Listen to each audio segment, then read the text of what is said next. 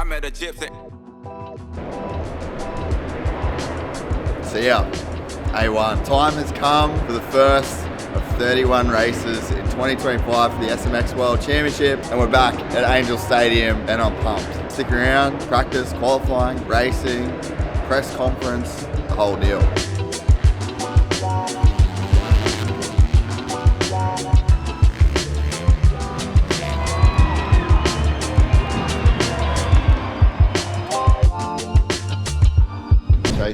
Jace from Gypsy Tales. There was a moment when you were on your kind of cool down lap and you kind of like looked to the sky. And to me, that looked like a sigh of relief more than excitement. Is relief sometimes a better feeling to feel in a moment like this than excitement? And I guess part two of the question would be, what did you learn about this championship picture tonight based on maybe who's sitting up there with you, who's not sitting up there with you on the podium tonight? Yeah, it was definitely a relief.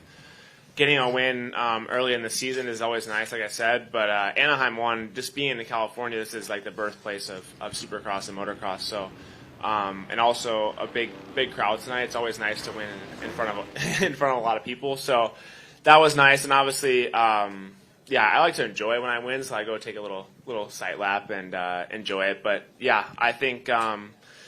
Yeah, tonight was crazy. A lot of stuff going on behind me. I didn't really, or even Eli in front of me, so I don't really take into account. I just go out there and focus on myself, and that's one thing that I really tried to improve on is just staying in my lane and being very tunnel vision as far as what I'm focused on. If I start worrying about other things, it goes south. So can't control anybody else. I can only control what I do, and that's I feel like when I'm tough to beat at least. So.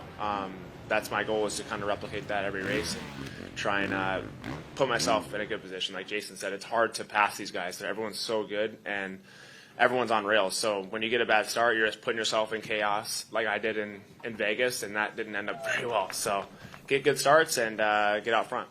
Watching the first practice today, it just seemed like the level in that practice was insane from everyone. Like everyone that you looked at was ripping, and there just didn't seem to be this crazy separation that you kind of see from like 6th and 7th. I mean, like Justin Hill was 6th at one point, and just did it feel, or does it feel like that in those first practice sessions where it's just like, dude, everyone is going so fast right now, and is it something you can actually feel out there? Well, I mean, yeah, if you look at the list of riders, it is, the top 10, 15, like they're all names that have won either 250 titles or races and 450 races. So that is kind of crazy. I mean, but the separation, I was 2 seconds off in every single practice. So there's definitely separation, I guess. I was a bit surprised, bummed out, but also not worried at the same time. A little bit of everything. But yeah, there's just a lot of dudes that can be up front. Like, you don't get the start. Like, it's tough.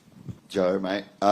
So in 2021, you were the first Japanese rider to win an AMA Supercross event. It's 2025. You're still the only Japanese rider to win a Supercross main event. So obviously it's very hard to do what you've done coming from Japan. So maybe just to talk about the feeling, are you proud of yourself for what you've been able to achieve when other people haven't been able to do this? And then do you have any messages for any of the young Japanese riders at home that are looking at you tonight as somebody that may be paving the way for them? I guess, like coming from Japan, it's like there's so much thing, like you can't just be fast. You have to kind of like how to communicate with people in the team, and I really struggle with that still, and like. That's the hard part, where it's so hard to see from outside what's actually happening. And I mean, I've been getting better maybe each year, but I don't know. There's not like one thing. There's so many factors, and you can't really explain it on one speech. So. And any words of encouragement for maybe some of the Japanese riders at home that are looking up to you, wanting to make it here where you are one day, and maybe answer that one in Japanese for them? I'm pretty bad on speaking Japanese on speech because it's so different. That's okay, you don't know. Yeah, but no, like I will probably say English. Yeah, I don't know. Like, I've been like super serious when I was little. I think if I could have had a little more fun, I wouldn't be so pressured. Maybe that's affecting my first few races like, so much because everyone is like putting work. We all know that, but the pressure is like where it kind of gets you, and maybe I've been struggling with that. And this year I moved to Florida. Everything seems more super chill over there. I spend my time like slowly, and then I think that helped me out. I'm just going to keep this one for you, Juju. It seems like a bunch of dudes left California this year, and a bunch of dudes on the KTM group brands. Was there almost like a bit more focus being put into like maybe you and Ryder D and a couple of the guys that stayed local? I saw you guys at Palo a couple of weeks ago, and it's like Davies there, Nate Ramsey's there. Like, just seemed like a lot of firepower in both of you boys being West Coast guys, all of KTM's resources, all of the test tracks. Did that kind of play a part in this off-season that was so good for you? Yeah, for sure. I wouldn't say necessarily. I think we found a setting pretty early in the off-season. I didn't test that much until I'd say almost closer to A1. I started trying a couple things, and we found an even better setup right before this race. So I think necessarily we didn't test that much. It was more so of just consistent training every single day. Last year I had a lot of crashes during the week, and I think that was just me being overexcited almost. So this year it was lap after lap. We didn't miss a day, and I think that was a big thing for me. It was just every day. We never missed one, so I think that was for sure one of the biggest things.